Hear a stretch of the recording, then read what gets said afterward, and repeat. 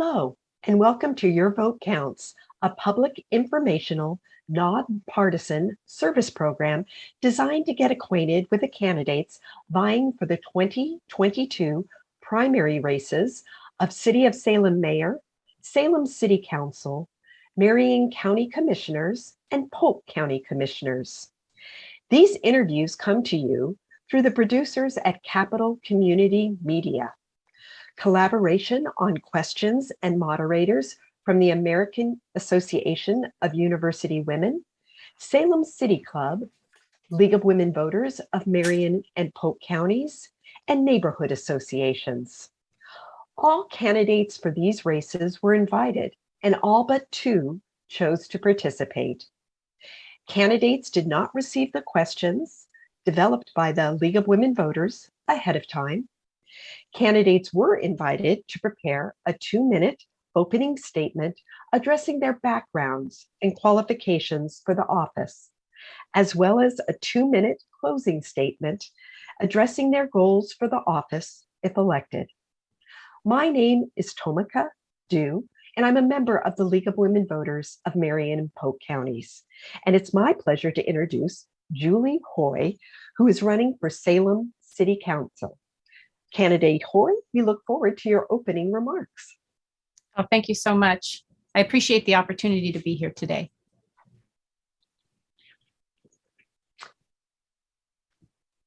You can start your statement at any time. Okay, great. Thank you. Well, I am Julie Hoy, and I'm a longtime resident of Ward 6, a business owner, a nonprofit worker, and a mom. And I never dreamed I would run for office. But I can no longer sit by while Salem struggles. From homelessness, drug and alcohol addiction, mental illness, crime, violence, and a serious lack of affordable housing, coupled with the need for greater public safety, the needs are many. Since I was old enough to vote, I have. My mom taught me the importance of such a right. That said, I admit I didn't even know we lived in Ward 6 until a few months ago. I admit I don't understand the structure of city government or how it works. I have known there are neighborhood associations, but I've never actively participated. Frankly, I've been busy with work and life and counting on the fact that people who know what they're doing are doing those jobs. The way I see it, there's not enough help for those suffering from addiction and mental illness.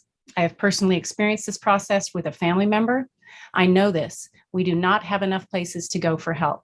What little help there is waits for the mentally ill or addicted person to ask for it. The help comes only when they are a danger to themselves or others. Defining that in the heat of a moment can be extremely difficult, ambiguous, and subjective, to say the least. Very sick people have to want to be helped. The loss of work ethic, reliance on government assistance have created a monster. My husband Roger and I are experiencing this real time, being small business owners. We are closed now on Tuesdays because we simply don't have enough work, enough help to cover 7 days. Years ago, I'm going to skip a little bit here. The bottom line is the work I've assisted with in Southern Mexico over the last 22 years has taught me the importance of education, partnering, walking together for real progress. Breaking the chain of poverty through true advancement of people happens most successfully from the inside out. I want better for Salem. I want better for the world. As this journey began to unfold, I had this thought: I cannot do much about the big picture, but I will paint the small one to the best of my ability. I don't know how to be a city councilor, but I didn't know how to run a restaurant either. It is for me to serve. And I trust if I am called to this duty, I will be equipped for the task. Thank you for that background information. Now let's give you an opportunity to address our questions. Our first question is about the role of council members and why they should be interested in this particular race. Well, I think it's a critical time. I believe we're in a crisis on a lot of levels, and we need to be making the best possible decisions and plans for the city. I don't understand completely city government. Things seem to run slow, and I think we need to get some stuff done. So I'm hopeful that way. How would you work on communication and outreach to local groups and institutions in order to improve collaboration concerning shared issues and problems? Thank you for asking that question. It's one of the things I felt early on in this decision, and that is that communication, I believe, in all forms of government needs to be simplified. As a business owner, I don't often get word for what's already happened until it's already happened. And I think part of that is me not looking, but part of that as a business owner is being overwhelmed by the amount of what's going on and making sure I'm aware of what's happening. It's kind of hard to be in so many places at once, but simplified communication would be a real goal of mine, so that everyone can understand what's coming and vote appropriately and be able to support issues in the best possible way. Thank you. Our next question is, what proposals would you have for investing federal funds allocated for non-fuel vehicles in expanding the diversity of our public transportation? That is a question I do not have enough information to answer. I'm not well informed on this topic and would choose to be able to get some information before I make an answer. I appreciate that. So let's turn to homelessness in our city. What are the options for housing the homeless in our city? And how do we balance plans for the city's micro-shelter villages with neighborhood concerns? That's a great question. I live in Ward 6, and I see what everybody else sees going on in various parts of Salem. And I know it needs to be fixed. In terms of money, I don't have enough information to answer budgetary questions. I don't have enough information. Perhaps a climate change question. What are the plans for presenting the climate change task force to the public? And how would you like to see it move forward toward adoption? I don't know. I don't know much about that plan, and I would be a fool to try to sound like I do. So I would appreciate more information. I know a lot of smart people, and I've often said if I'm an island, we're in trouble. So it takes all of us, and I would need information from those who do know and are informed. Thank you. What can you tell us about the infrastructure bond measure coming on the ballot in November? Not much. I would need more information on that as well. I know from personal experience, we need safer places for people to walk and get to school.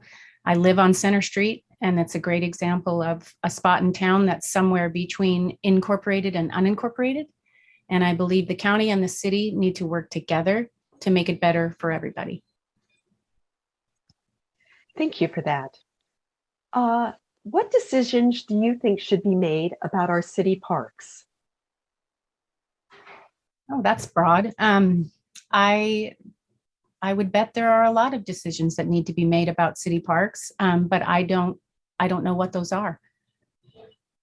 Honestly though, I don't want people camping in our city parks. I know that. And let's wrap up with a question about emergency preparedness. Can you tell us anything about the emergency preparedness plan for the city of Salem and what isn't being addressed or needs a different approach? I've never looked into that. I know how I feel personally, but I have not had the opportunity to look at or understand the city's approach to that topic. Okay, thank you.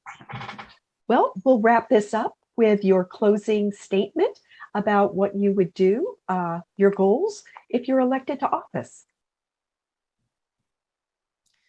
Well, my goal for all of my life has been to be where I can best serve. And I do feel called to this, and I will play it through. I don't claim to be qualified, but I know that if asked to do something, I will be equipped for the task. And I am thankful for the people around me who know a lot. And I am not too proud to ask for help and wisdom. So I want better for Salem. That's the bottom line. I've been here for 30 years in the same house, and my kids grew up here, and I think we're in a mess, and I want it to be better. And I want to consider every kind of option to get to the best possible solutions to bring us to a better place. Thank you for our interview today and for sharing your thoughts. Thank you for the opportunity to be here and to do this. And thank you to Capital Community Media for their extensive technology and producer skills used to create this program. Thank you to the League of Women Voters of Marion and Polk Counties for the design and preparation of the program, and to the AAUW and Salem City Club for help with question development and for providing moderators. And thanks to you, the public, for watching in order to become a more informed voter. For more local, state, and national voter information on candidates and ballot issues, please visit vote411.org. You have until April 26th to register to vote or make changes in your voter registration. Ballots will be mailed out on April 27th, and according to a new law, will be accepted if postmarked before or on May 17th. Elections matter. Remember to vote because your vote counts.